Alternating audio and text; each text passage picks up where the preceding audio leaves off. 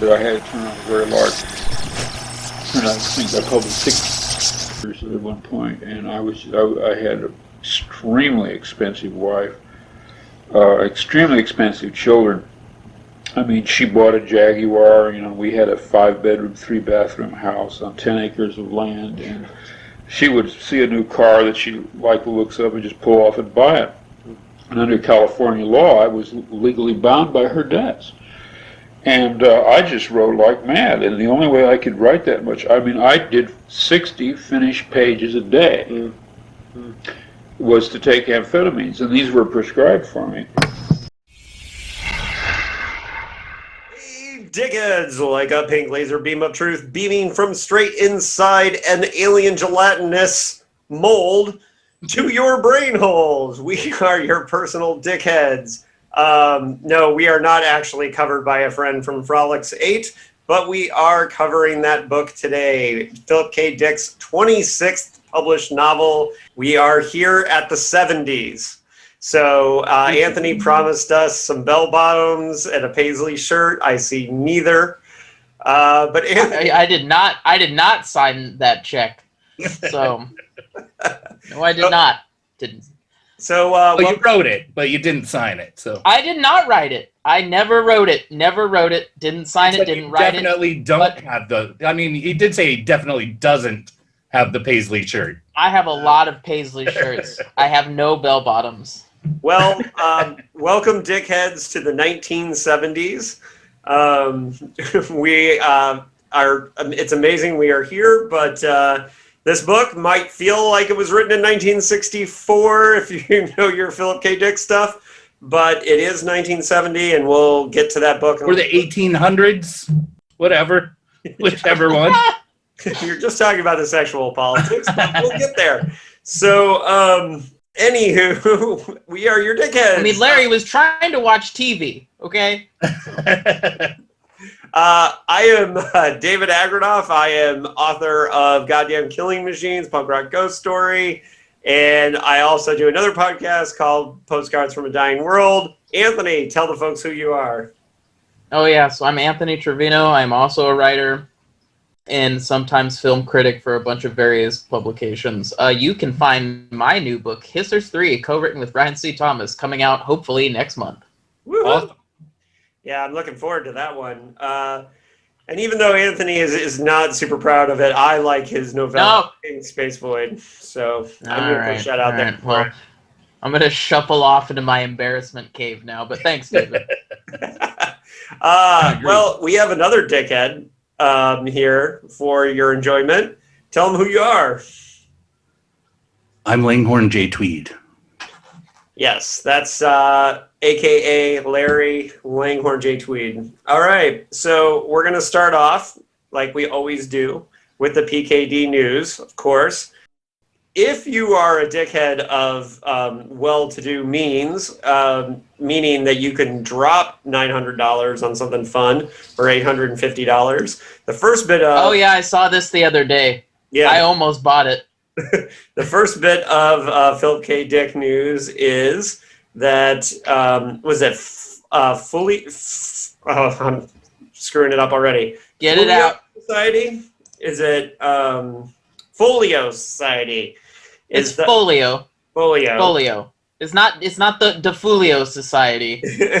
They are publishing these really fancy pants, like super interesting, multi-bright colored editions of all of Philip K. Dick's short stories, every single one of them that the estate has. That's 118 short stories in one collection for 845 smackaroons. So I personally think that is way too much money for a bunch of short stories, but some people didn't they recently do one of the books in like a $500 version that was with some extra pictures and stuff like that? Like a lot of these Dick books are coming out in these really special editions. I think it's really cool, but I would love to own this, but yeah. Did you guys see the Scanner Darkly hardcover release that just that's came the one. out? That's the one I'm talking about. That's the one we were talking. Yeah, it looks It's but it's also $500. It just anyone watching the YouTube video, I'm just giving you it's great chef's kiss sign. I'm not throwing up any. It's not a white supremacist thing. Everybody, fucking pack your tweets away. Calm down. Calm down. Yeah. So this also has 24 illustrations apparently, but I think for $900, the illustrator should come to your house and actually draw a picture. $745. I just looked at it again. It's $745. $745. Hey, look, our DickHeads art for the podcast costs more than that thing. So yeah, and it is stellar. Yeah, but that's what happens when you hire a renowned, oftentimes dark horse artist, Mike Dubish. So yeah, shout out to Mike. But this edition is stunning looking. It would look really cool on the shelf. But I think if you spent that much money on a book, like, would you feel comfortable like sitting down and reading it? I don't know, but I would. Yeah, that feels like a weird flex showpiece, but I don't. Yeah, but I'm not I've never been the type of person to buy something and keep it in the box. You know, you buy some toy you don't want to actually play with, or a comic book you don't actually want to read. You just leave it in its little sheath forever. Yeah, without touching it. I've never been like that. I would definitely read those stories in that book. Yeah. And I would dog-ear the pages. That's right, people. Dog-eared. Well, I'm trying to think. Do I keep things in packages? I did have a Rambo action figure that I kept in a package for a long time because I was trying to track down David Morrell to sign my Rambo action figure case. And then and I saw him at a couple conventions, but before I had the figure. So anyways, right. But no, I have my short story collection editions are just fine. And I can dog ear and highlight. Yeah, I'm fine with mine.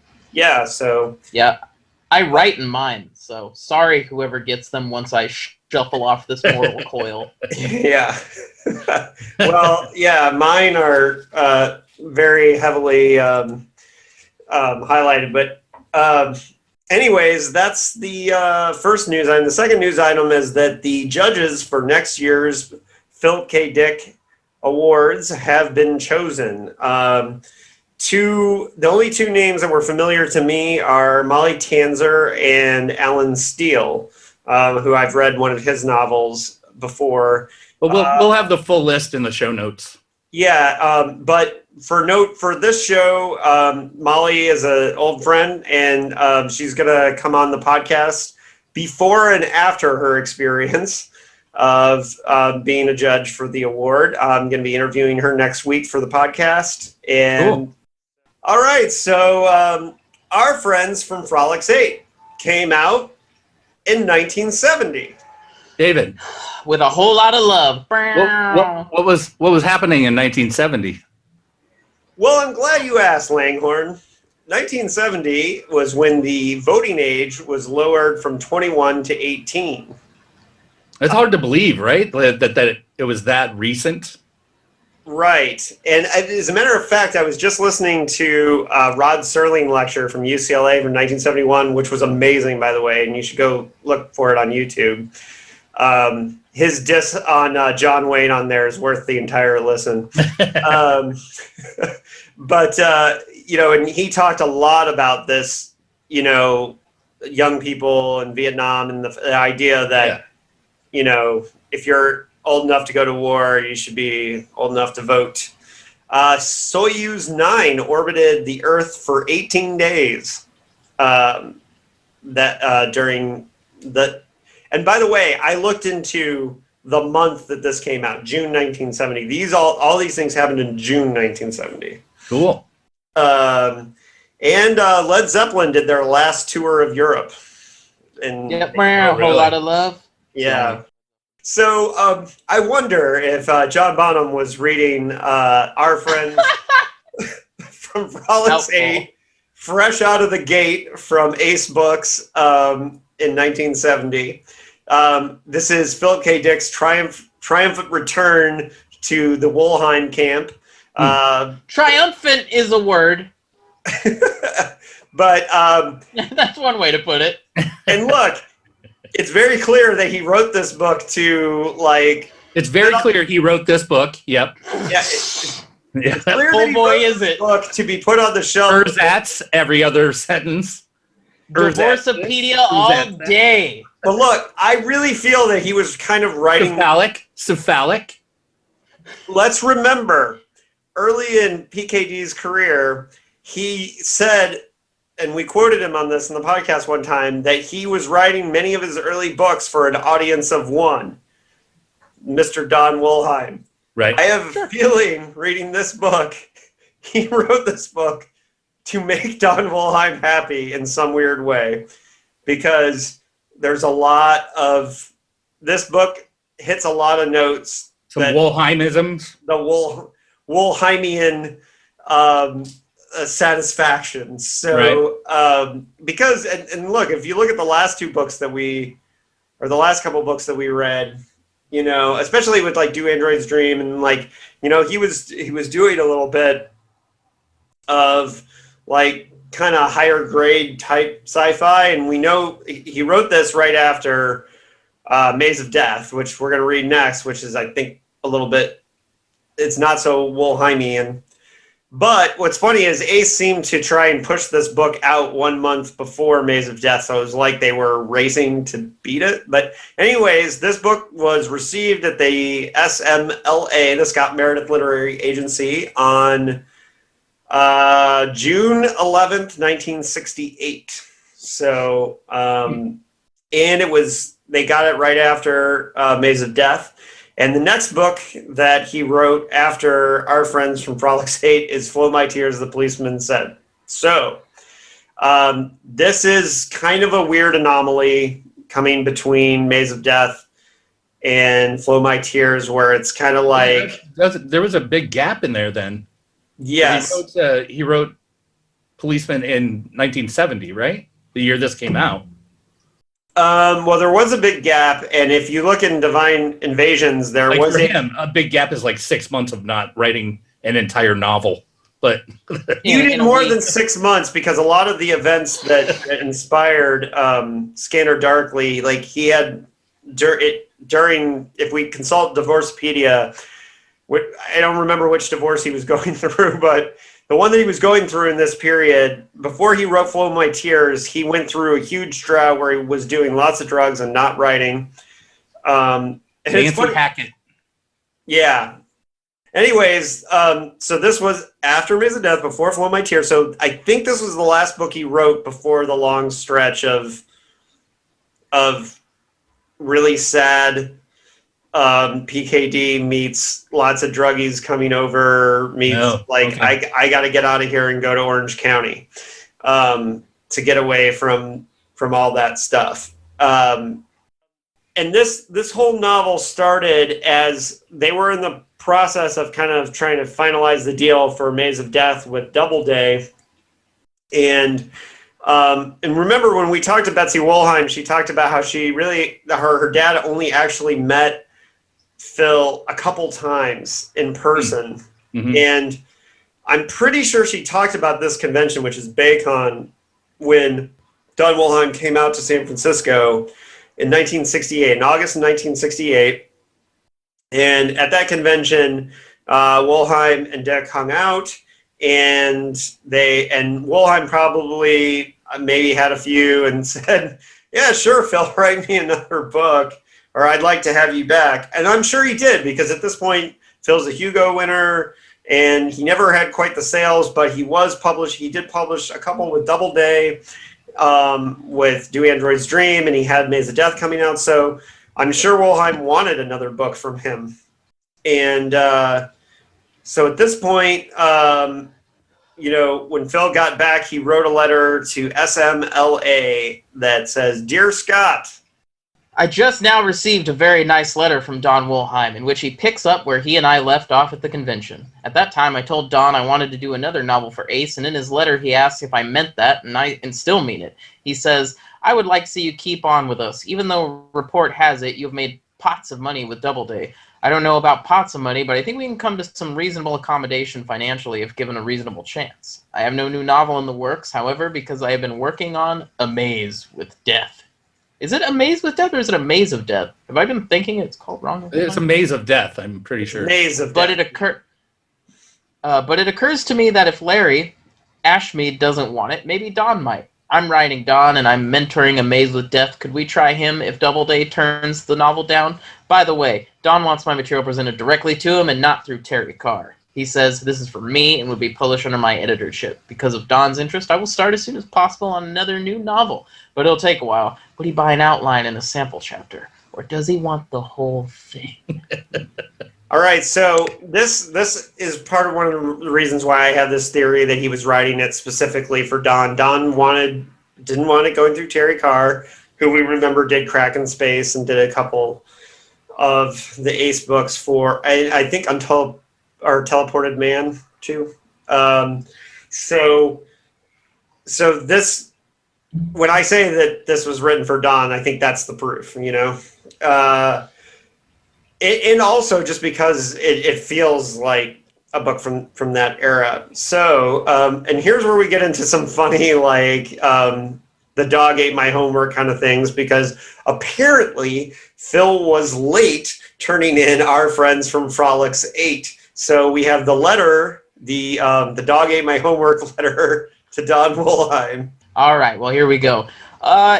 Dear Don, I have been stewing and fretting about completing the final copy of Our Friends. First, when I began typing the final version, I discovered that I had to change some of the material. Then I came down with Hong Kong flu. Oh, you can't believe you made me read that. With complications. And as the coup de grace, my Olympia typewriter broke down and had to go to the shop for repairs. Typing 80,000 words on this damn loaner thing is next to impossible. It's a 1941 Royal. I have to have my own machine, and when I get it back, I'll resume the typing of the final draft, which I'd gotten well into before the troubles began. I am very sorry, and I know the novel is overdue, but the revisions have been made. PKD, June 6th, 1969. Hong Kong flu, huh? Yeah, Nice. he got, yeah.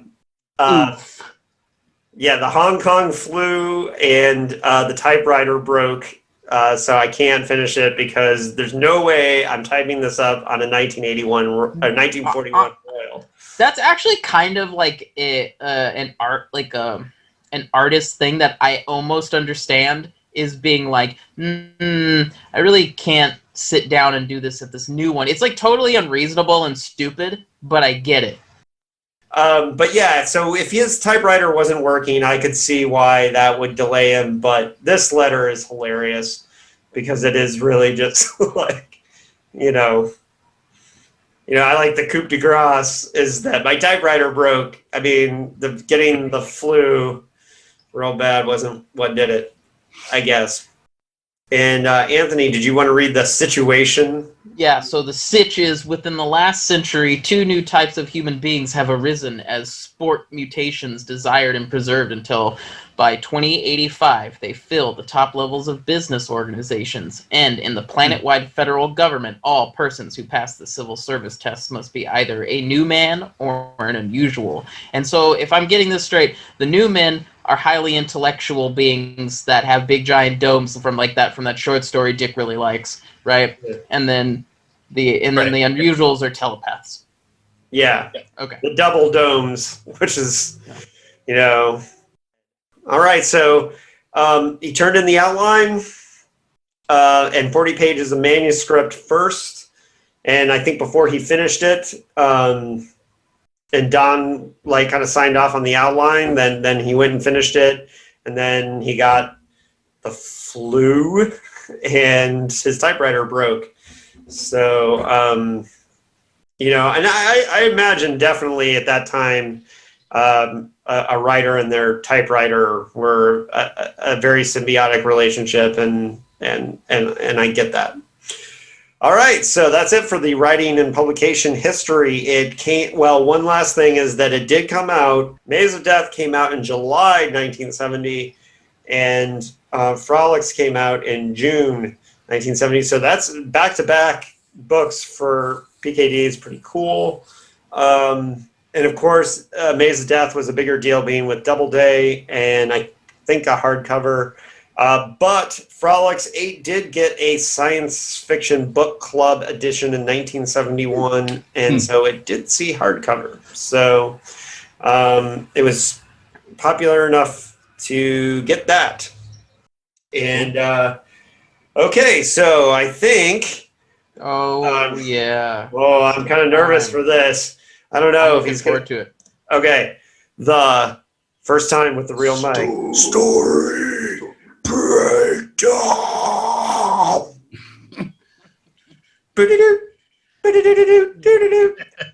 Story breakdown. Flute breakdown.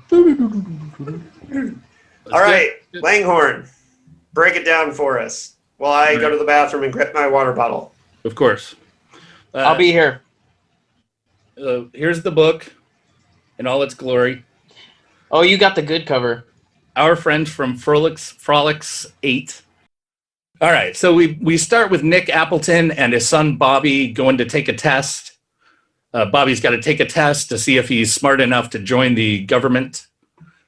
And so our main guy here, Nick, is really nervous. So, you know, as you do, you pop over to the drug bar. You just grab some amphetamines and some other shit and toss it down with your drug bartender, whatever. Like some dude just mixing your drugs for you, which is awesome. And I wish that was a real thing. And then so Bobby's going to take his test. Bobby is like, oh, I'm going to fail. And Nick's like, you can't fail. Our lives depend on it. Our sad, pathetic little lives depend on you passing this test. And then we cut to some of the egghead new men that are in charge of the test, and they're like, he's not going to pass the test because we won't let him. And then so we find out that the new men are these, they have this extra lobe in their brain or extra part of their brain that regular people don't have. Makes them super smart and have a totally different form of logic they can use and makes them better. At least that's the idea, is that the new men are just better than regular people, which are now called old men. And the other people are the unusuals, which are your basic PKD psychics, you know, your mind readers, your telekinesis people, the blah blah blah, all that crap, precogs, all that.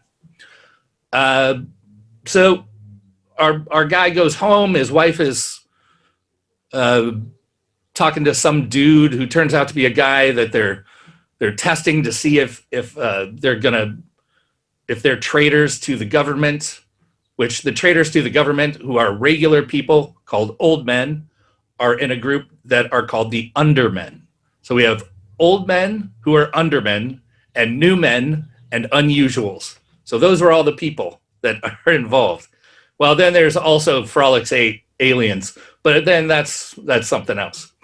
All right, so we find out that, speaking of aliens, Thors Provoni, who is like this revolutionary, stole a space plane and rocketed out into space to go find alien help to overthrow the new men and the unusuals and bring the power back to the undermen or the old men. He might be my favorite PKD character in a long time. Who? Thor Provoni, which is a great PKD name, by the way. Yeah, right. So, all right. So then there's this whole story about this guy Corden, who's Provoni's like right-hand man and sort of an intellectual who does all this writing, and the undermen make pamphlets of his writings and pass them out in sort of like underground circles to, you know, keep the revolution going while Provoni's out finding us alien help for all us regular people. So that's the idea. And then we meet the bad guys, the super villains. So we have Barnes, who's in charge of the cops, and he's a new man, Dick. and then we have our main bad guy, Willis Graham, who, in my opinion, is like what is his name, Lord Harkonnen, mixed with what's his face from Big Trouble in Little China, the Lopan. He's like Lopan, and Lord Harkonnen mixed together, and he's just a disgusting guy. He's got a bedroom office. He's kind of in a way he's a little bit like Brian Wilson, and I guess also Florence Nightingale, who stayed in bed for 10 years.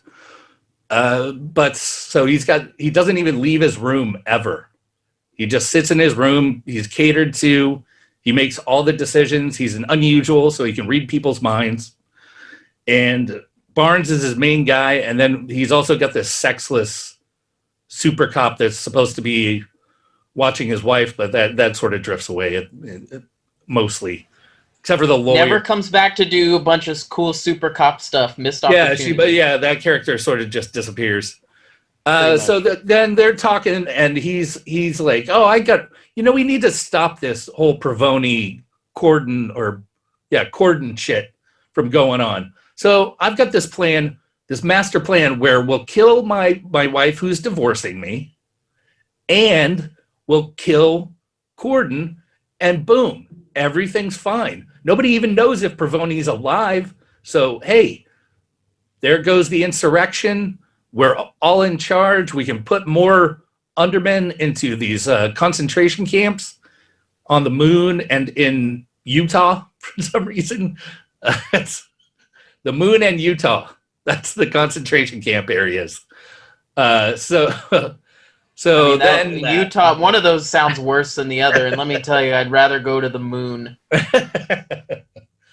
Right. All right, back to our guy, Nick. Nick he goes to work. They kill Corden. He's like, oh my God, I can't believe they killed that dude. His boss is like, oh my God, I can't believe they killed that dude. Like, seriously, takes it real serious. And so our guy, Nick, is like, what? So are you like one of those spy guys, those undermen weirdos? And his boss, whose name is Zeta, Earl Zeta, is like, kid, I am one of those guys. Let's go have a beer. Because beer is illegal. One of those dudes. Beer, alcohol is illegal. And it's a great flip where all drugs, all pharmaceuticals are legal, and you can get them at your whim. You can just go and get some meth or coke or whatever you want. So downers, uppers, it's all up to you. But when it comes to alcohol, that shit's wrong. Wrong with a capital R.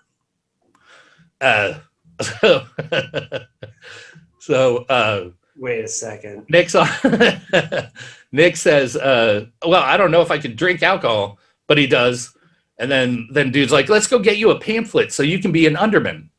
And Nick's like, oh, I'm down. I'm down to ruin my entire life on a whim. Let's do it. So they go to this house and they meet Denny, who's this psycho dude, and they meet Charlotte, who is a 16-year-old girl. Boy, here we go. Nick falls immediately in love with. Like, love at first sight. Oh my God, I'm 35, she's 16. It's a match made in heaven. Just, how could it get any better than that? The only problem is she has this boyfriend, Denny, who's kind of a dick, right? And it turns out to be an alcoholic, and a raging alcoholic. Like, raging in the actual sense of raging, where he tries to beat her up and she bites him, and then Zeta pins Denny down and they escape. It's a whole thing. And then, so our guy escapes with his new crush, and he's like, where do we go from here? Let's go to my house. And so they go to his house. His wife finds out that he's now an underman, and she gets pissed, and she's like, well, you brought this cute little girl into our house, and now she's leaving. You have a choice now. Leave with her and leave me forever, or stay here and leave and not be with her ever. And dude's like, all right, so sorry, wife and kid, I'm out. I'm peaced out. So he leaves and he goes and chases after his 16-year-old teenage queen. You're only 16. Anyway, so he chases after her, and then the cops are after them. They go to this publishing place, and then it gets broken into by the cops. Cops raid the place. They get arrested. Turns out that our gross Willis Graham headmaster, whatever his name is, council chairman of the Extraordinary Committee for Public Safety, Willis Graham, has the hots for the 16-year-old as well, of course, because who doesn't want a breastless 16-year-old to bed down and ruin? I mean, that makes perfect sense. And he really does want to Did ruin. You really need to? I got that you use that word again. Ruin. Ruin. Oh. He even says it. I mean, he has a whole conversation. He has a whole inner monologue about it. Yeah. Foul. It's foul. It's awesomely foul. I have a Kim Stanley Robinson quote that's about this. Nice. When we get there. Right. Not specifically about that, but about personal life leading in. So they both get arrested, and they both confront Graham. So Nick and Charlie, whatever you want to call her, they both confront Graham at separate times. Nick is let go, and Charlie actually beats up some guards and escapes. She is being held by 4 strong guards, but somehow she like hulks her way out of it. Even though she's a frail 16-year-old girl, she finds a way through sheer will. And so then we go back to Denny's house. Denny is there, and he's like, hey, everything's cool now. I'm no longer psychotic. Right on. We're all friends. But then some cops show up, blah, blah, blah. They tussle. Then Denny's like, let's go to the roof and get my car, my badass car that I call some kind of purple land whale or something. And then they get up to the roof. Denny gets shot in the face by one of the cops. Charlie and Nick escape.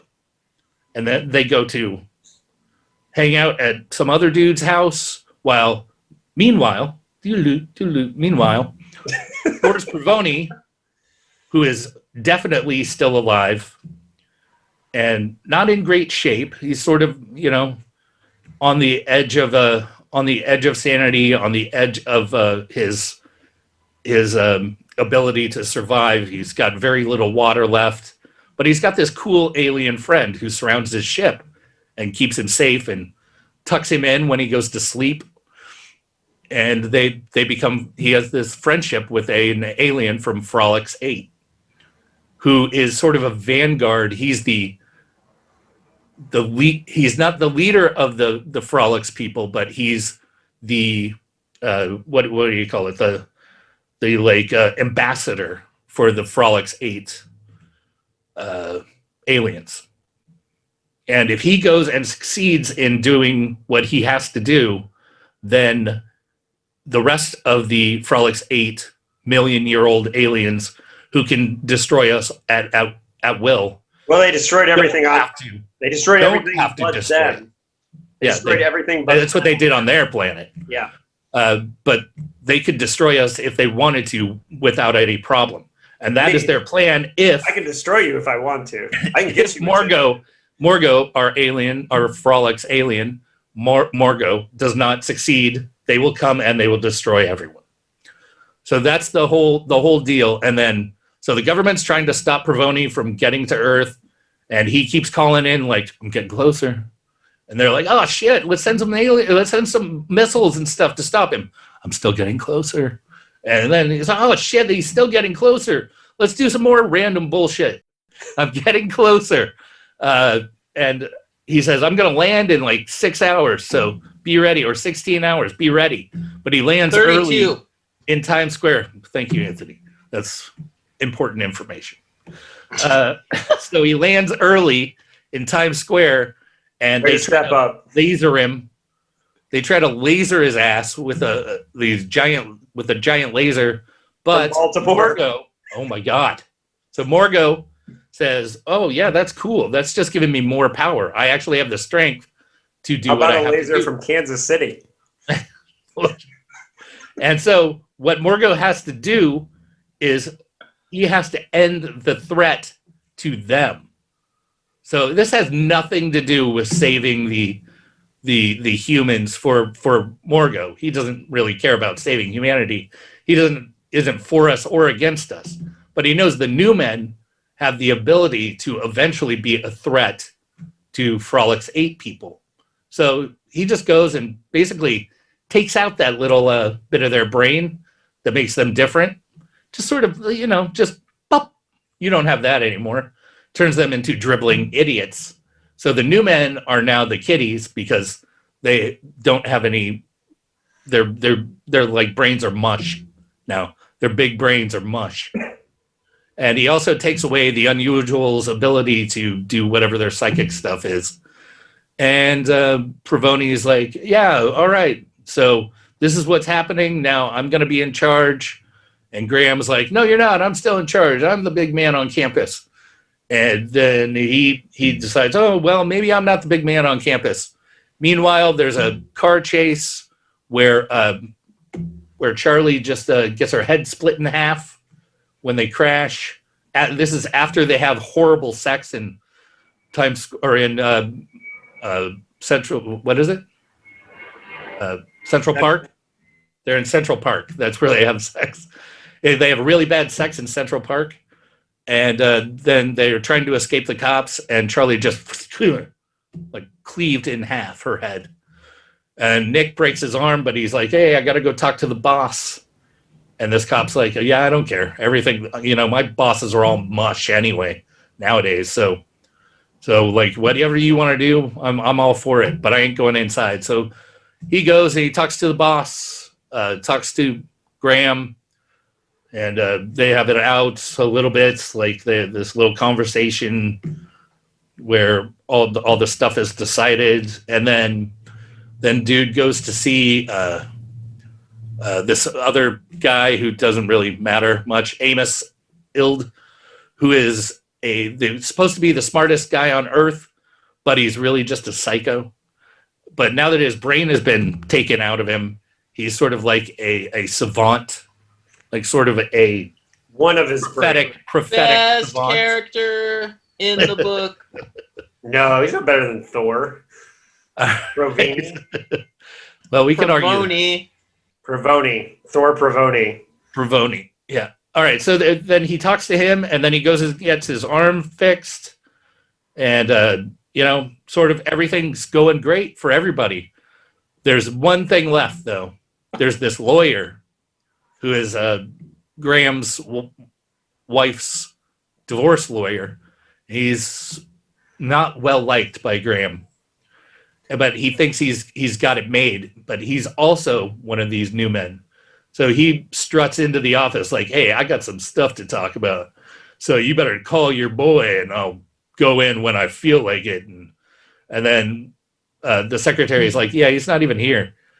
Oh, well, I will wait for him, and you can call him back here because I'm whatever my name is, and I'm super cool divorce lawyer guy. And then he picks up this statuette of, by the way, God is dead and floating in space. Just in case just you're wondering. That's just thrown in there. Oh, I got so much to say about this. Really I have so much to say about this. Sorry, Kim Stanley Robinson. So. And then so he picks up this statuette of God, and he looks at it, and he's like, what is this? This is like a statue. Oh, it's a statue. And he loses his mind then. And the secretary takes care of him, like sits him down, asks him if he wants some Coke. Not a Coke, but some Coke. Like it's an odd sort of thing to ask someone. So you're now brainless. Do you want some Coke? The answer is always yes, but go on. Yeah. Right. So then, that's the book. That's it. That's pretty much it. By the way, it ends with a sad pee. It's just a sad trickle of pee of an ending. Just Yeah, I liked I'll tell you though, I really know. liked that last scene because that guy was a dick. I have two immediate thoughts after the story breakdown before we get real serious into it. One is there's a part of me that wishes the title was Thor and Morgo from Frolix 8. I kind of wish that was the title.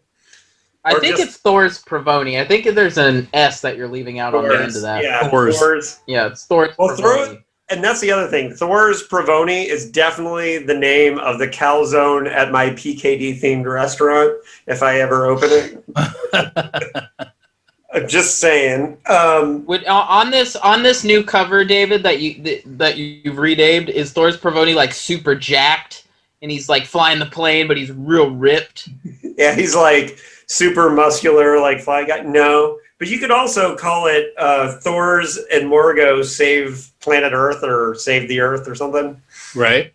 Yeah, I almost think that would be a better title, just because I think their names are hilarious. But this book has some serious. A has PKD names and the PKD job of the tire regroover.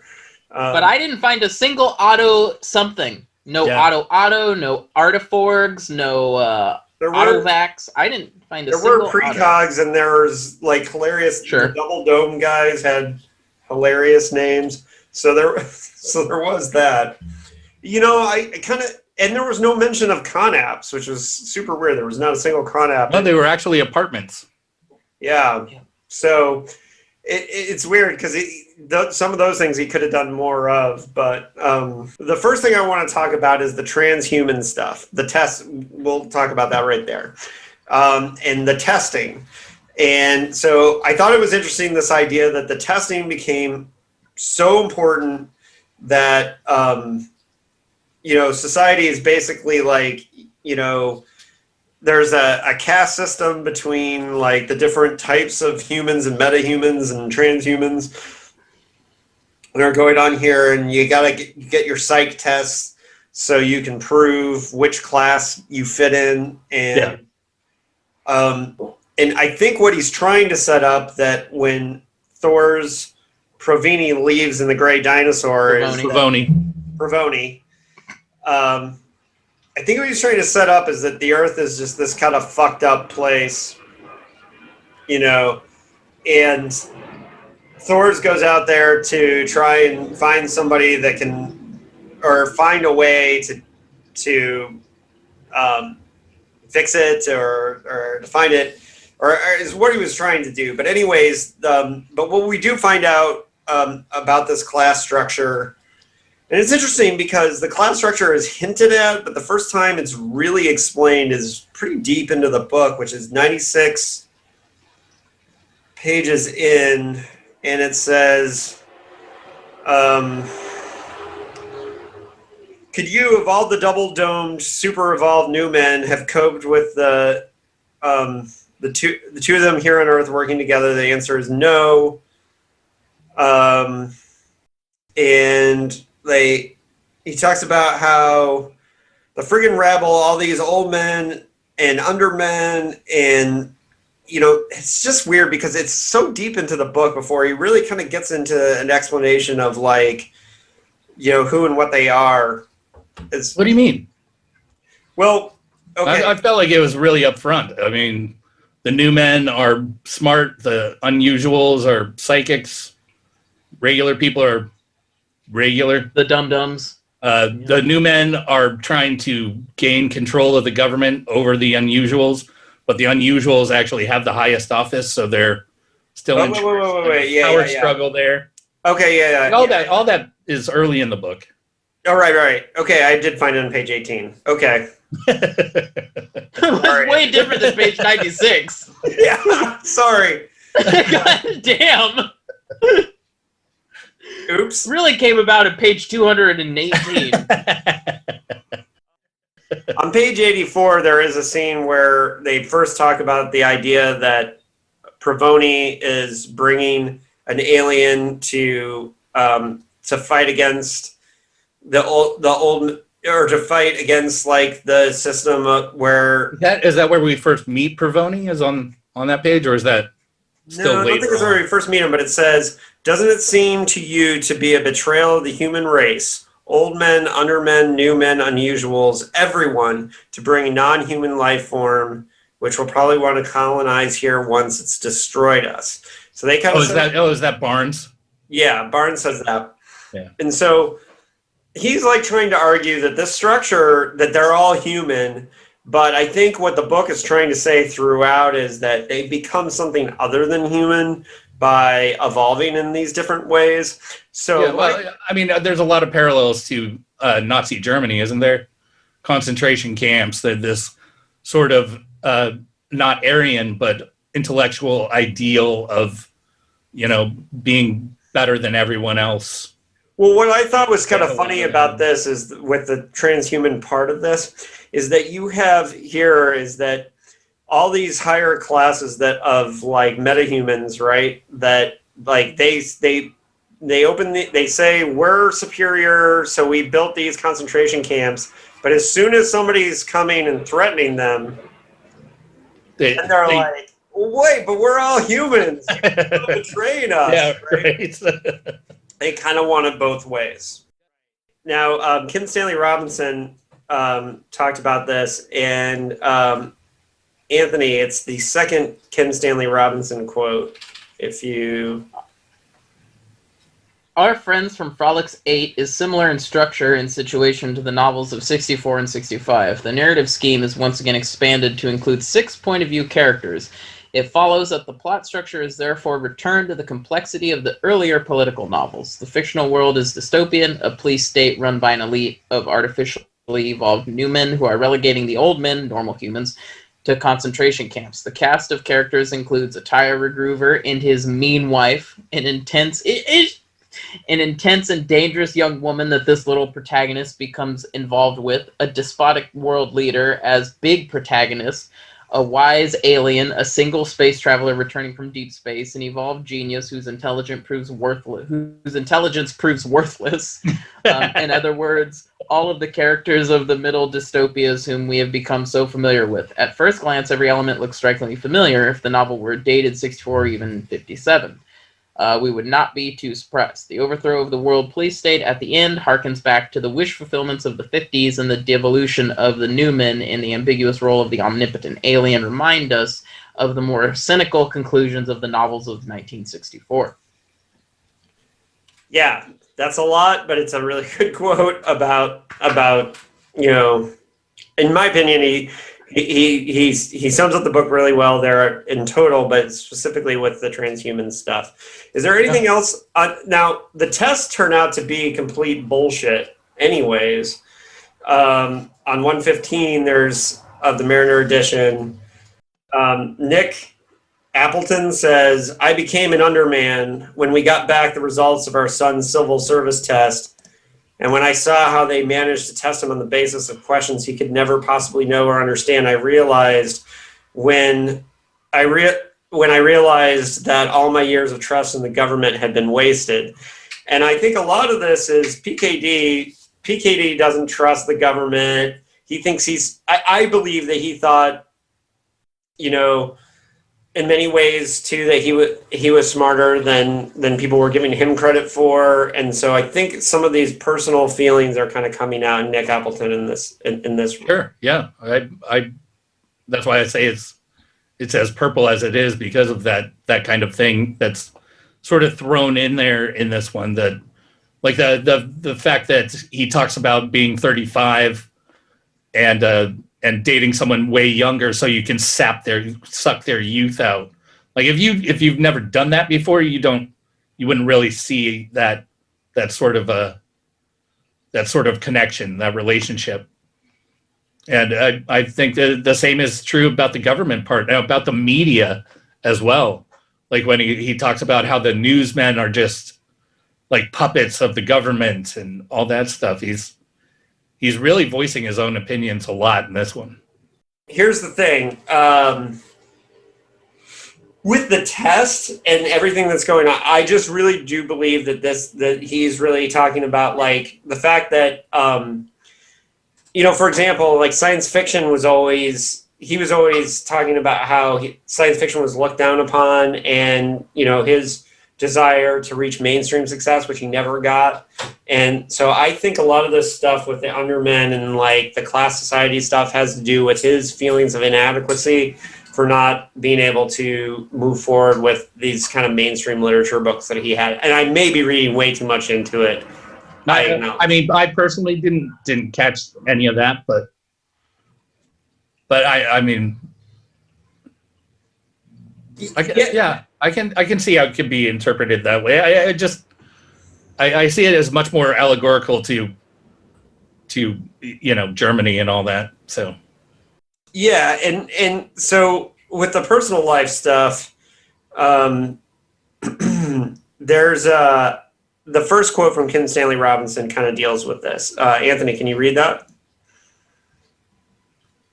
At one point in our Friends from Frolix 8, he has one character say to another, "You must untangle your public life from your private life. You've got them all mixed in together," and he most certainly does. Private matters ranging from minor things such as complaints about mean ex-wives or the lack of good Chinese food in Boise, Idaho, or the death of a favorite cat, to more important matters such as the obsessive fascination with intense young women appear over and over. And that is true. That is an ongoing, those are all ongoing themes with a lot of Dick's work. Although that argument about with Thors and on Morgo about the cat and the dog, that's hilarious. Because I have that argument all the time with people. It's so weird that cats and dogs have that effect on people like that. He gets so into his cat stuff, and Morgo's like, I prefer dogs. Right. Same, Morgo, same. Yeah. Me too, but we're all dog people here. So yeah, it's just interesting that, and I don't want to belabor this point because we've talked a lot already about how his private life is bleeding into this book more. I mean, they all do, really. And to a certain extent, that's true. Some authors are really good at hiding their lives, and I think especially the times he's going through a divorce, it really bleeds much more into his writing.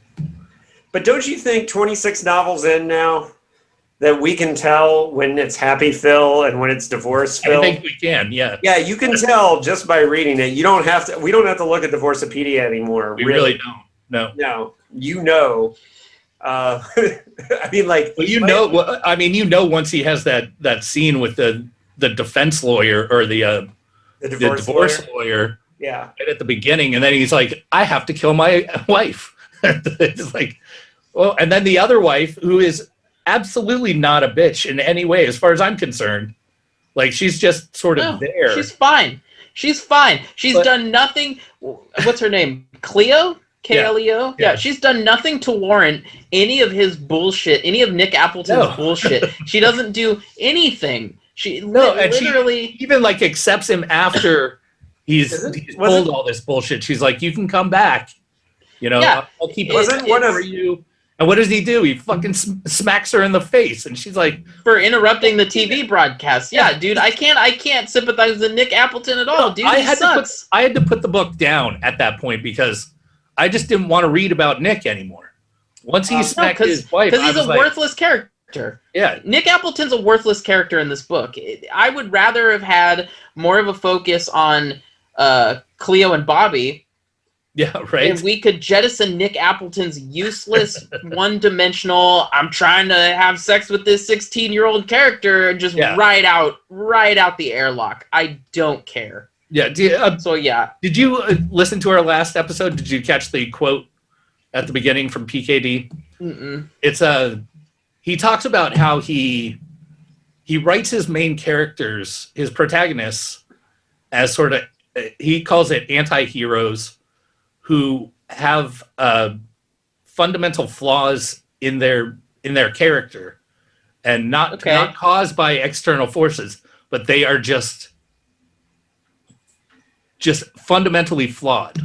I think I could be wrong about this too, but with the Cleo character, and I tried to look Cleo, but he had an ex, or I think there was a woman that he had a relationship with who kind of, it didn't go very far, whose name was Cleo, I think. Oh, really? Yes, I think that name was chosen to be like Intentionally? Intentionally. Like that? And I think as far as her being a positive character is one thing. So sorry to go back one topic. That's fine.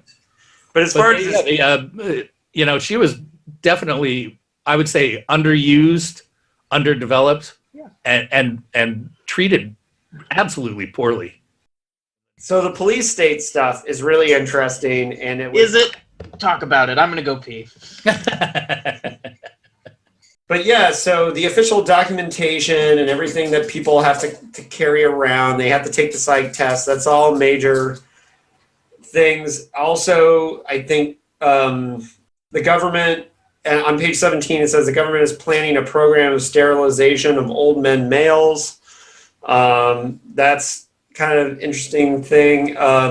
I love on page 30 that when says that when the Great Ear goes into operation, it will be capable of telepathically monitoring thought waves of tens of thousands of persons with ability not found among unusuals, and unscramble these enormous flood tides of, so like the Great Ear, which is like Big Brother on steroids, but and this is again something we'll talk about in Dicklike Suggestions, is happening in China right now. Like the things that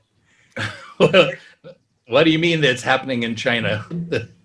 well, that's in my Dicklike Suggestion. I just read a book about the surveillance state in China, and Okay, so it's not psychic. Okay. No, it's not psychic, but I was way behind on technology if China had a psychic device. No, but the level to which they manipulate social media is as effective as the Great Ear that he's talking about here. Yeah, that's my point. System and all that shit. Yeah, I mean, in the weird way is that the way that the modern world, the way the world turned out, is that people aren't being, they're not like, Big Brother is not looking at them through the window. They're logging on to Big Brother, right? And to the Great Ear. It's like you're putting your login and password into establishing your connection with the Great Ear, right? And that's why I say, anyone who complains about they're worried about their stuff being losing their privacy, and they're going online anywhere or have a phone or anything like that, they're kidding themselves if they think they're somehow have any privacy whatsoever. Privacy is dead. Yeah. Know that privacy is dead and deal with it. Yeah. So we kind of already talked about the police state, the PSS, but one of the police state things that I thought was particularly funny happens on page 112, where Nick Appleton asks for an attorney, and they say, you can't have one because of the enabling legislation passed last year forbidding legal representation of anyone already arrested. That's like a catch-22 right there. Yeah. That's 10 years in relocation camp, being in the presence of other coordinates, 5 years, found in a building where illegal material is being written. So, you have to have, everyone has to have a lawyer ahead of time if they want legal representation, which... Well, in a society that has precognition, I mean, you would think that would be possible. Yeah. And then... all you have to do is be, in amongst the elite in order to be safe from that. And then the last thing, Cleo at one point talks about the 30 Years' War being the most important event in history. And she knows that because she studied it. She majored in an era of Western culture, and she knew what she was talking about, right? So the next thing I want to talk about is Thor and Thors. Thors and Morgo, the buddy cop part of the story. I don't know, but it seems like Thors and Morgo should have a love theme whenever the movie comes out, because man, they are best buds. Yeah, he wraps him up when he sleeps. I really like that being the first scene. Him waking up, that's really good scene. of that part of the book. But Thor's waking up and Morgo like having him wrapped up just in case, because he doesn't understand sleep. Right. That's a great alien thing to have in there. That's when he brings up Jung, and he explains the collective unconscious. Right. All that. Educate me. I'm just a dumb man who doesn't know anything about Jungian theory. He says that's the greatest of human thinkers Carl Jung discovered. I didn't learn anything. I didn't learn anything from this. I've done my share of reading of Jung, and it's not relevant anymore. It's not relevant in psychology, psychiatry. It's not relevant. The only thing that keeps Jung in the conversation is that writers use the archetypes in certain ways in their novels and stuff like that, and in movies, and people take that stupid Briggs test that says if they're NG or whatever it is, some bullshit. So that's all Jung is nowadays, just useless. You're a corporate questionnaire designed to see where you fit into society. Yeah. That's it. I hate that shit. Those things bug me. Those Myers-Briggs tests. Yeah, the Myers-Briggs test. You can take it to the bank. All right. On that note, let's move on. So Thor's Provoni. Thor's Provoni.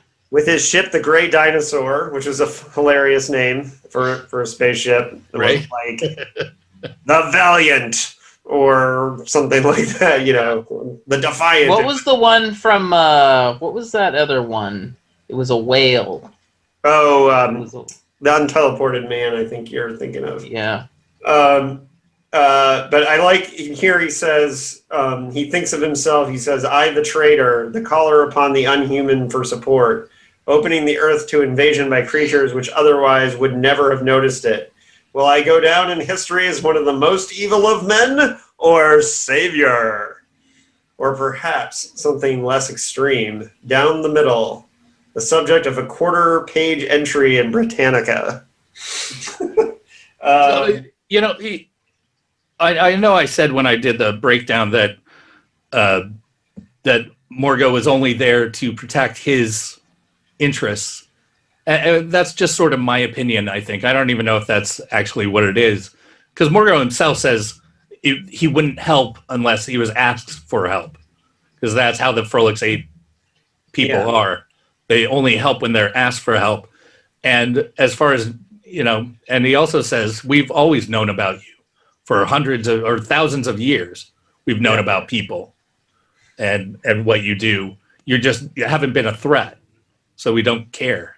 Yeah, and that's what sort of led me to the conclusion that the main reason he was there was to protect his own interest. Yeah. A couple pages later, he says he says something about they'll take over Earth and then spit me out to die. Right. Yeah, which was a great part. And then I still don't quite understand why they can't lie.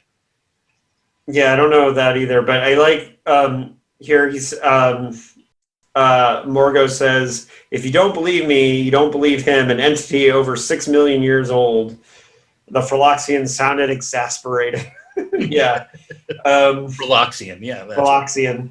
And there's I really do think the relationship between those two characters is kind of hilarious, and I like that it's so weird because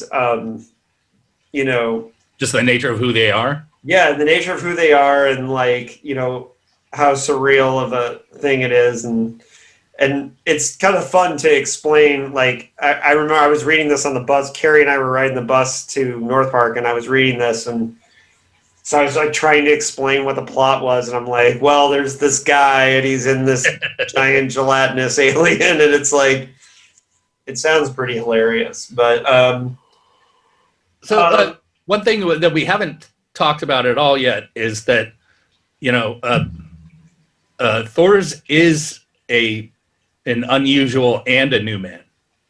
yeah. So even if he's saving all the regular people, all the old men, he's still going to rule as a new man and an unusual. Well, sort of, yeah. Oh, Not sort of. He is still a new man and an unusual. well, yeah, but he's not going to rule over it. Like, I don't think he's going to become the ruler, right? He's taking power from what's his face.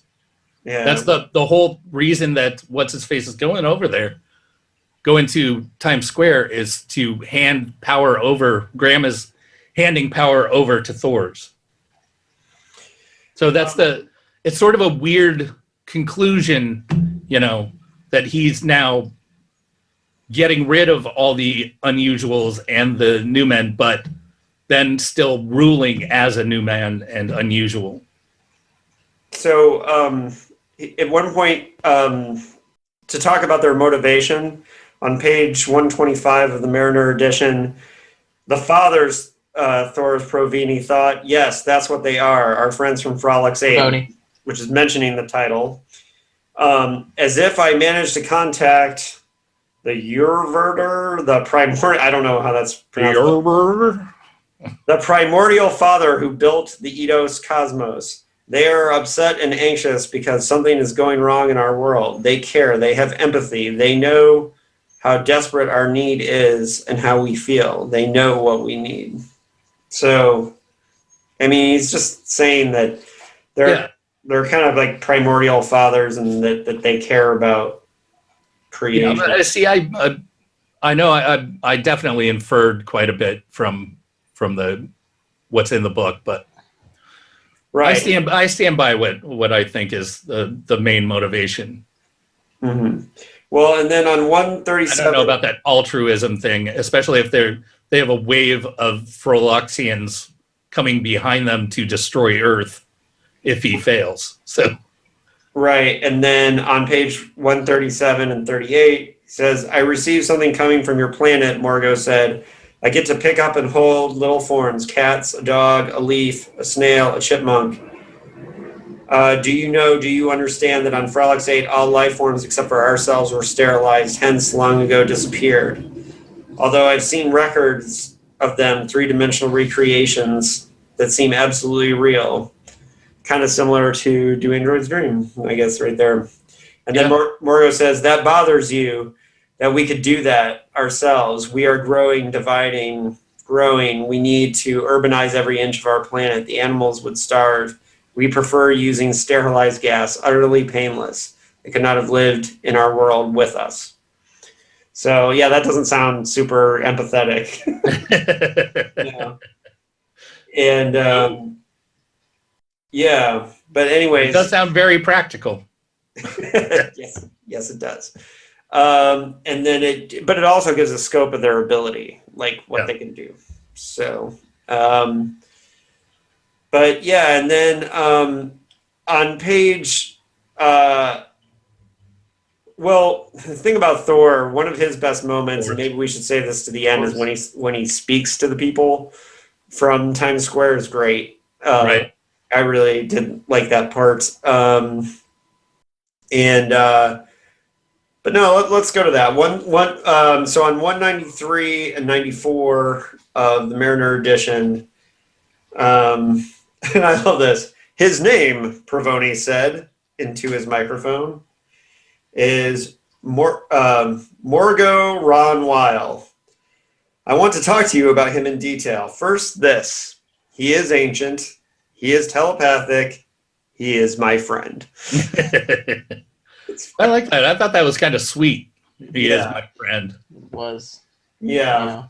And then On the TV, he says, I never saw his world. He met me in deep space. He was on patrol and picked up automatic radio signals my ship was emanating. There in deep space, he rebuilt my ship, consulting telepathically with his brothers in Frolix 8, and was given permission to accompany me back here. He is one of many. I think he can do what we must do. If he can't, there are hundreds more like him waiting 1 light year away in ships capable of passing through hyperspace. So if necessary, they could be here in a very short period of time. And then Ed Woodman's like, he's bluffing. Yeah, right. Yeah, ain't nobody go through hyperspace in 15 minutes. Yeah, I really did like and he's my friend. Oh, shucks. It was that moment. Yeah, and so for me, like, the setup of how things were on Earth, it didn't work for me as well as all the Thors, Provoni, and the Frolix stuff I really liked. And in fact, I don't know why it didn't work for you, though. I don't know why it didn't work for me either. It just didn't. I just didn't connect to it. Yeah, I felt that was the best part. For me, the best part was the setup of, having to take that test and the power struggle between the different races of people. All that stuff was really interesting for me. But see, I feel like that's a book.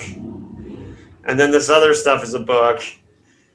And the whole before we know Thors is alive, and the Corden stuff, all that stuff was really interesting. Like, is this guy alive? Which we obviously know because we read the back jacket. Mm-hmm. It's all really interesting, but it doesn't all work together. Doesn't all coalesce? For me, it doesn't coalesce as well as it should, right? Like throughout the novel, or just in the opening? Throughout the novel, like, I feel like we drop a lot of the stuff that it sets up in favor of more sci-fi action, but sci-fi action, and everybody trying to get with this. I guess what you would call it now would be a manic pixie dream girl is essentially what that character. Yeah, it's supposed to be that type of an archetype. And what I really like are the stranger elements of the book that I wish weren't so sidelined by the kind of boring stuff going on with Nick Appleton and Charlie. Mm. See this book, because hold on, David. It's posited in the novel that God died in 2019 and has been decaying in orbit, right? Why is that not more of a focus in this book? Yeah, right? Why is it just I'd read an entire... Yeah, I'd read... Oh, by the way, read so much more about that.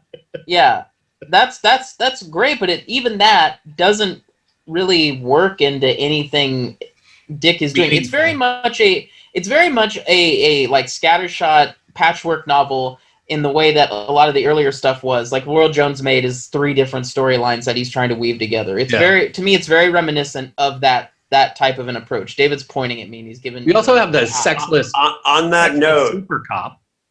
The sexless super cop. Yeah, yes, David. On the note, read the last Kim Stanley Robinson quote. Is Kim Stanley Robinson the 4th member of this podcast or something? Damn. He wrote his master's on Philip K. Dick. Come on.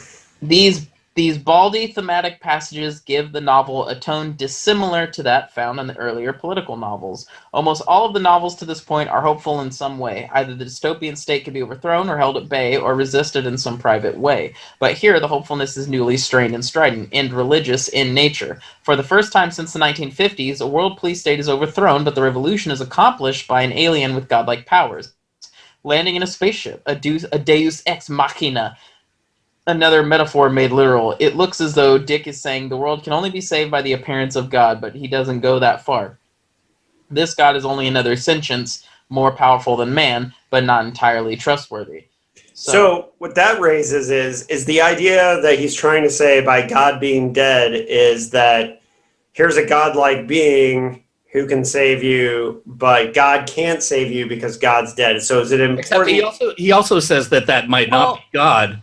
Might just be another super powerful alien, just like totally. the but or Frolix 8. I mean, maybe got. I find it interesting that we're so beaten down by the Newmen and the Unusuals, but we're still inviting an advanced alien race, like species race to save us from essentially these evolved other types of people. It just seems like you're trading in one thing for another. So Well, see, you're gonna totally hate me. Hold on.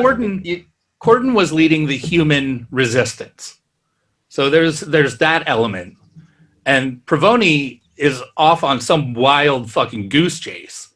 You know, no one believes that he is actually going to succeed. And no, but we kill does. Corden early on in the novel, which is unfortunate, I think, Yeah. but necessary for the plot. Yeah. But and Provoni's like, "Hey guys, guess what I found?"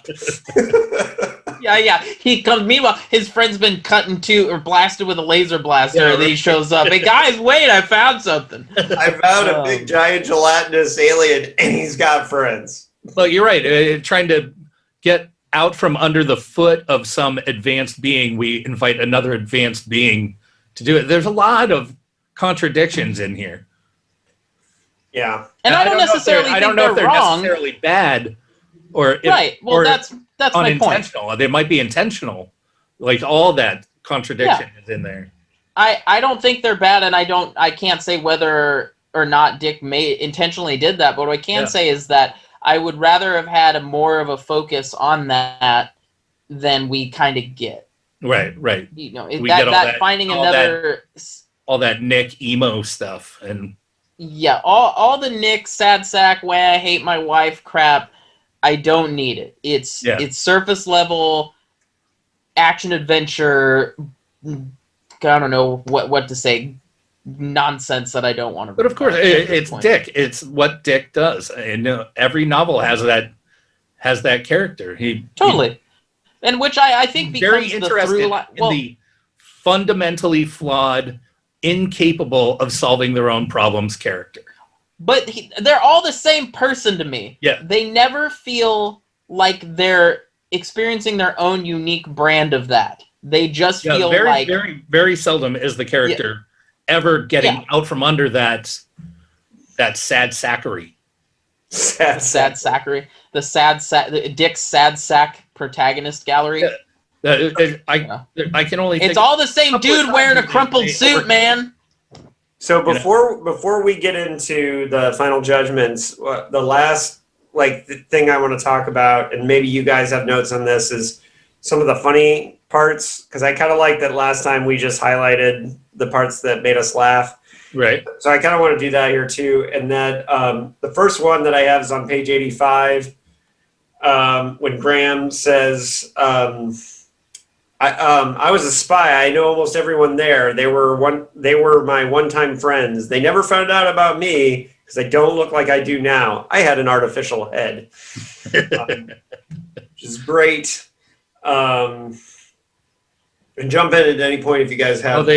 I live all the alcohol things, like the dangers of alcohol. It's so much like it kind of reads like the marijuana stuff in the 50s, that pot kills and all that reefer danger and all that stuff. It might be if you have a sip of beer, you might end up killing your best friend or something. Like, it's just so ridiculous. And yet you're allowed to do as many pharmaceuticals as you can stuff in your face. So especially meth. How many times does he bring up meth in that? A lot. A lot, right? Yeah. So on page 103, I was thinking about imagining if Anthony's boss at the office was a telepath, because it says a telepath had to have thick skin. In essence, he had to learn to relate to a person's conscious, positive thoughts, not vaguely defined mixture of unconscious processes. At that region, almost everything could be found in almost everyone. Every clerk typist who passed through his office who had fleeting thoughts of destroying his superior and taking his place, some aimed much higher than that. So I thought it was really funny when he was talking about how, We really gotta have thick skin to be a telepath because you're gonna. Yeah, it's true though. If you think about it, like if you knew, you know your thoughts, and you know how weird your own thoughts can be, no matter what the situation is. Like random split-second thoughts that you have. Like if someone could read all those thoughts, they'd think you're an insane person. Right. But it's your actions, what you do with the thoughts that you have, that actually matter. And as a psychic, as a telepath like that, you would definitely have to have some kind of filter. Otherwise, you would lose it quick. Page 108. Shut up and keep walking, the cop said, his large head, his new man-expanded cranium bobbing venomously. He looked angry and aggressive, looking for an opportunity to use his metal stick on someone. But what about Ild and his cage holding his giant head in place, and no eyelids, and just espousing all this ridiculous nonsense? Like, I'm using the super logic, and it says that there's a 0% chance that there's an alien. There you have it. No alien. It's all solved. Yeah, but there is an alien. So much for your logic. And this is a subtle one, but on page 110, almost 1 million police employees are maintained at the peep peep screens. A huge bureaucracy. I love peep peep screens. Right. And then probably the funniest thing to me in the entire book is on 128. So Thors is getting angry at Morgo, and but then he apologizes and he says, "No sweat," the Frolixian answered. Provoni threw his head back and laughed. "No sweat," from a 90-ton gelatinous mass of protoplasmic slime that has engulfed the ship and his fluid body on every side of me like a barrel. And it says, "No sweat." It was absolutely one of my favorite parts of the book. So I want to know how insane Ild is. Do you think the Great Ear is even a real project, or he's just making it up? No, I think it's real. No real evidence that he's accomplished anything, because he's supposed to be so smart. No one can know if he's smart or insane. That's how smart he is. I love that. He could be insane, but no one's smart enough to know if he's insane or not. Right. I think the Great Ear exists. I think it's a huge part of their plan and how they're going to maintain all that. But all right, no one can know unless they're as smart as Ild. No one is. So all right. So to try and get into the timeline that we wanted to get into with this episode, I'm going to move us along to final judgments. Unless, is there anything else you guys want to say? no, let's do it. Let's do it. All right. So I am definitely going to give this book I'd say 3.5 gray dinosaurs out of 5. The three that I liked, the parts that I liked, I really liked. And there's a lot that could be fixed if you were to do an adaptation or whatever. And I appreciated the things that I didn't like. I still think there's good aspects there, but the first act didn't work for me super well is one thing. And then all the personal life stuff, there's at least a good portion of why I didn't rate this higher has to do with come on, dude, we get it. You're pissed right now. You're getting divorced, but I just think it was a little heavy-handed in this one, and I do think it bled into the book in a kind of negative way. Right. And I don't give a fuck if you call me PC, which is not a very PC attitude to take. Not give a fuck, but don't give a fuck. I'm sorry that the stuff with the 16-year-old and all the obsession over it was cringy and it was awful, and that did not help. Anthony. So I'm gonna give this book two let me think. 2 irritating co-hosts that keep fucking talking over me out of 5. So Yeah.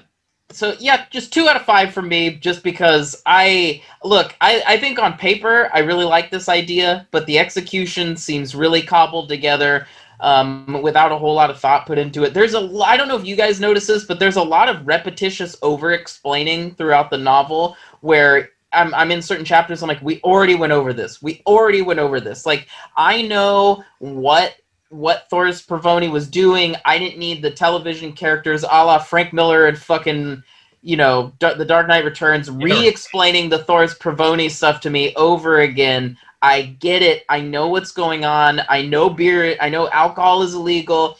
We spend this whole time with Nick being afraid of splitting a single beer with 2 other people, Right. about him getting drunk. I know he's afraid of it. I get it. Move on. Okay? There's so much. The book isn't that long, but it's a real fat novel. There's a lot of fat that can be cut from this book to make it at least leaner and a little bit more streamlined. So you think that's Yes, because David, of that you have an opinion? 17,000? Trying to reach Oh, that? no, I'm imagining Terry Carr coming down to Don Wilheim's office and saying, you know what, I think this Frolix 8 needs another draft. And Wilheim being like, no fucking way. He's going to go, my writer's going to break down. His cat's going to get the Hong Kong flu. He's just like, the dog's going to eat. God, dude, stop saying that. That was a real flu. It's it just doesn't track well. Doesn't track well in 2021. It doesn't track well in 2021. Yeah. So back to what I was saying. I was kind of thinking that Bobby was going to be more of a focus throughout the novel. Like, he's like, oh, I don't want to do it. I already know I'm going to fail. Blah blah blah. So I thought that was going to come back around, and Bobby was actually going to emerge as kind of something a little bit different than what his mom and dad are, and maybe a different type of being, which I thought would have been a little bit more interesting. But I'd rather get put in the story of this kid who's grown up around all this BS that he has to do to get placed within the cis society he lives in, rather than his sad sack dad being like, I gotta leave you and your mom because there's this little 16-year-old that I'm trying to really get with. Honeypot. To echo what David was saying, like, you can call me a woke baby all you want about when I bring this stuff up on the podcast, just like I got hammered for it when I brought it up in the Cosmic Puppets. You can bring it up all you want. I'm still gonna talk about it. So you can call me a woke baby all you want, but it's 2021 and I'm only I'm 35. I'm 34 still. You guys are a little bit older, but for me, I'm reading it with my 35-year-old now brain, so I am gonna notice this stuff. Why not talk about it? Because it's gross. Because there's two grown ass men in this book, both trying to have sex with a 16-year-old. One throws his entire life away, and the other one hires his goon squad to have the other guy murdered because this girl leaves and doesn't want to sleep with his gross Baron Harkonnen ass. Which is, you know what? If you're in creating a villain, that would work. It would work if Nick Appleton's whole thing was, I just can't let this 16-year-old go out there knowing that this old like slob monster is trying to, get it. But he's not. He's just also trying to get it. Yeah. That's it's like when I saw Battle Angel Alita and I was like, everybody's just trying to sleep with this underage android. Right. That's and yeah, I think that and same with Labyrinth focused as well. Just keep interrupting me. Bowie, fuck you.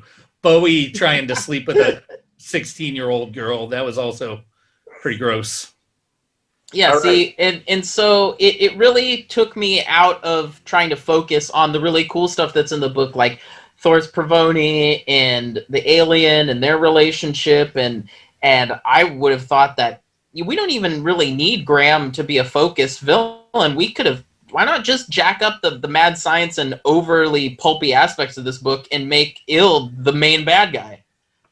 That would have been great. I wanted more of that character. But alas, maybe in the adaptation they'll make a really cool purple sky cow or whatever the fuck it was, and we'll get some sick chase sequences in that. So yeah, 2 out of 5 from me. Larry? Well, I'm going to give it a 2.5. I don't know. Ersatz something or others. Because, well, yeah, 2.5, yeah, works. I mean, a lot of this novel is right down the middle of the road with the PKD isms and all that stuff. Like a lot of it is expected, and we've seen it all before in different forms. There is a real sexist bent to this one that's not in the other books. I mean, yeah, there's been cringy moments in the other books, but this one, it seems very consistent throughout that Dick was having a real problem with women at this point. Like every mention of a woman is somehow they're disgusting or they're evil or there's something wrong with them. You know, it's just it's horrible. It's horrible. And it's rough in this one. Like it's in your face constantly. It's really in your face. Yeah. And as David said, dude, get over it. We know. Just get over it. Even when I was reading the book, I was like, are there any female new men? Because I don't remember ever seeing a female new man. Women? Or even an unusual. I mean, it's all men all the time. And the women are there just to get in the way of the men doing their thing. It's a thing here. It's like he was sitting at that goddamn 1941 Royal thinking, oh, I can't write any positive women. They're just going to take it all out on you, 1941 right? Royal. I mean, Appleton straight up hardcore backhands his wife for changing the channel. That is a gross overreaction if I have ever seen one. Yeah, right. Yeah. So, there's a lot of ugly stuff there. It does sort of outweigh the good stuff. Yeah. I mean, there is good stuff too. There's definitely some good stuff. I really like the whole idea of new men and unusuals and the different ranks and forms of humanity. And, you know, I like the alien coming in to save the human race. And I even like some of the stuff with Nick and avoiding the cops and all that stuff. But it's hard to overcome all that, you know, misogynistic bullshit that's in there. Right. Yeah, it's definitely not one that I would ever revisit. Yeah. Never. Or recommend to anyone. Recommend. I would not recommend this book to anyone. Well, wait to stick around until you want to hear about my TV adaptation, then maybe. Yeah, I was going to say, but if Electric Sheep Productions said, hey, Anthony, adapt this for film, and who do you have in mind to direct it? What are you doing, Anthony? Oh, I was actually thinking I'd make it into a TV show. There's so much going on in this book that you could almost do the first half of the season with just focusing on like the underground resistance and all of Thor's Provoni's propaganda that his friend in prison creates and all this, and then we could actually get to know like Nick and his wife and his son. I would probably make Bobby way more of a focus. I would put Graham in the background as the villain and bring Ild into it as kind of like this insane, supposedly the smartest man in the world who later on, when the show's over, you realize is not that, like, his whole idea is fucked. So I would like to see it as a TV show. Any filmmakers connected or...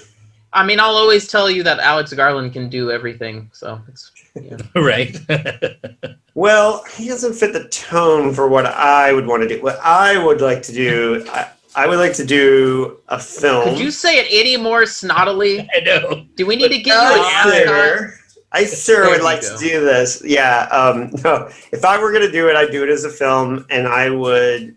The way I would do it is I would kind of cut up the A and B storylines with different tones. I would do the police state stuff, and the way Earth is set up is just a little darker. And then just once we got to Thors and Morgo, I would make that ridiculous as it is and kind of blend it together to end up being funny at the end. And I have the tone kind of drastically change as it moves along because I think it would be funny if you were setting up this idea that Thors is this big savior out there that's going to come to get us, and his answer is that he's inside a slime mold giant gelatinous alien is hilarious, you know. And if you've got all your hopes pinned down on this guy coming back, and he's like, "This is my friend. He's a big giant ball of slime. And he's going to save us." Yeah, right.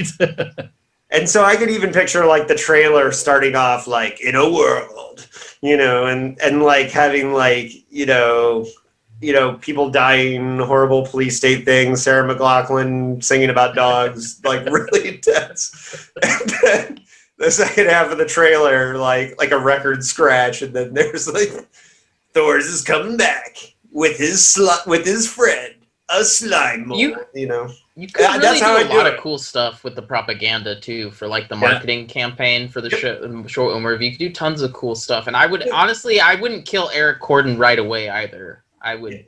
But because the reason why I would want to do it that way is because of the thing that we talk about all the time, which is that PKD movies are paranoid action films, and we're well past the time where we need a PKD comedy. We need a PKD, like a funny PKD movie that is straight up as funny as his books, and you could do it with this one, in my opinion. You could do it with us. I would. I would make us. this an art film, documentary style. There would be no Appletons. There would be no Charlie. There would be none of that bullshit in there. It would be all about like the main boss guy and Ild. So Graham and Ild and Provoni and Corden, like, but documentary style, different film styles for each person. Like we do the onboard cameras for the spaceship, like the prison camera for Corden, you know, that kind of thing. Like a real documentary crew for Ild or something like that. Like, here's what the genius does in his free time and stuff. But don't mind the fact that he's insane looking and has no eyelids. And that's the part I like. I did watch a documentary about Brian Wilson and how he stayed in bed for like 3 years, and I from that sort of gave me this idea of seeing, you know, Graham running the entire world from his bedroom.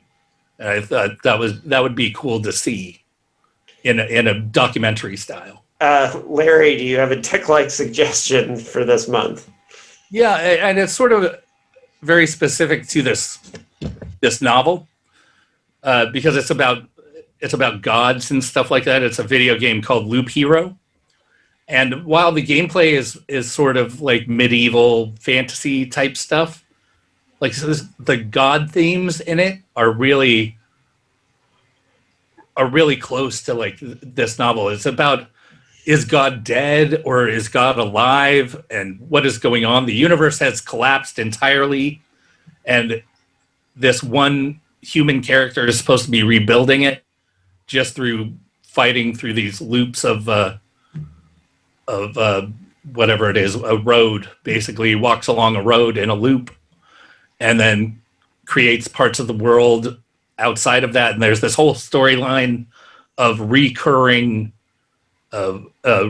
destinies and all this stuff. And the gameplay is fun.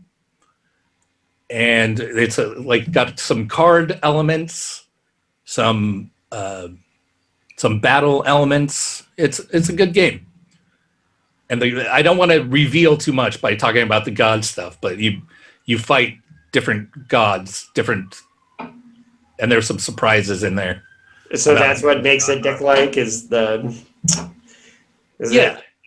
very much the Gnostic part of it. Yeah, this fits that really well.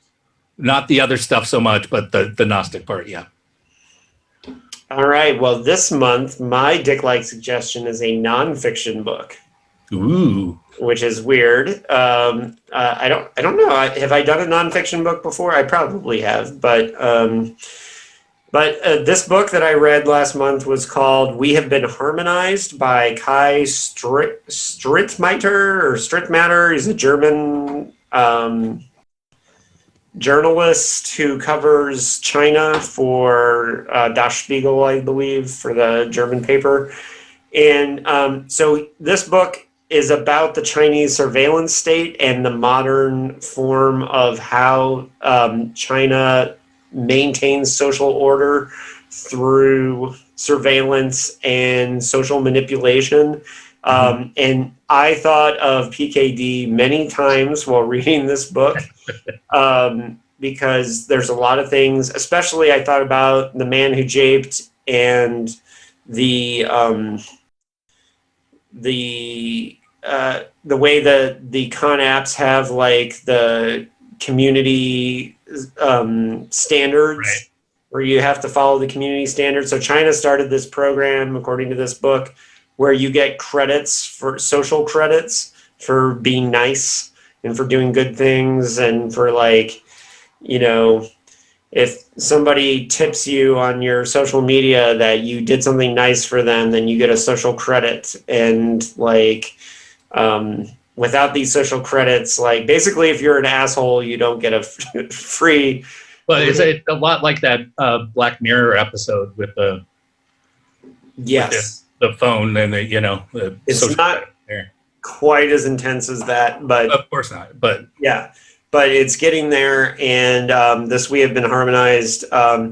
I contacted the agency that he works for and made a request to get him on the show, but I haven't heard nothing back yet, but I'm trying. I don't know if he likes PKD. He never mentions PKD, which is interesting because a lot of these books, you'll see it's like it's out of a Philip K. Dick novel. yeah, right. And so when you're searching for news articles for PKD, you find 30 of those a week where somebody says, it's like it's out of a Philip K. Dick novel. And surprisingly, he did not do that in this book, even though I was thinking that at many times. Anthony, do you have Dicklike Suggestion this month? Nah, dog, I'm good. No, I don't. I haven't read anything that's Dick-like. I've been reading mostly nonfiction and horror, and none of it is Dick-like. I am very meticulous at this point. Like, what I want to be very sure that what I'm recommending, I honestly think is Dick-like, and I'm not just pulling something out of my ass like I do when I talk most of the time.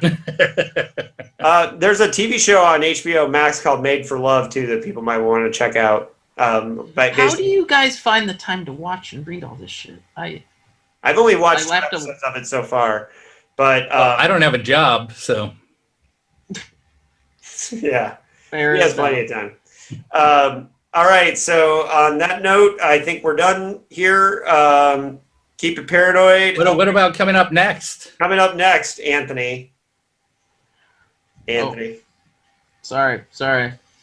I forgot we were doing this. Hold on. I forgot we were doing a show. Yeah. Hold on. I bring it up. I was looking at tits on Instagram, so. Oh, no. I was responding to a message. About All right. tits on Instagram.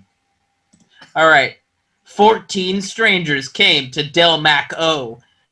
13 of them were transferred by the usual authorities. One got there by praying. But once they arrived on that planet whose very atmosphere seemed to induce paranoia and psychosis, the newcomers found that even prayer was useless. For on Del Mac O, God is either absent or intent on destroying his creations. We're reading A Maze of Death, and I'm very excited because this sounds like a book totally made for me. It does sound really good. I'm into that. Yeah, and I have a special guest in mind for that one. So hopefully we might have somebody else too. So on that note, keep it paranoid. Yeah. Be paranoid. Bye. Bye. Bye.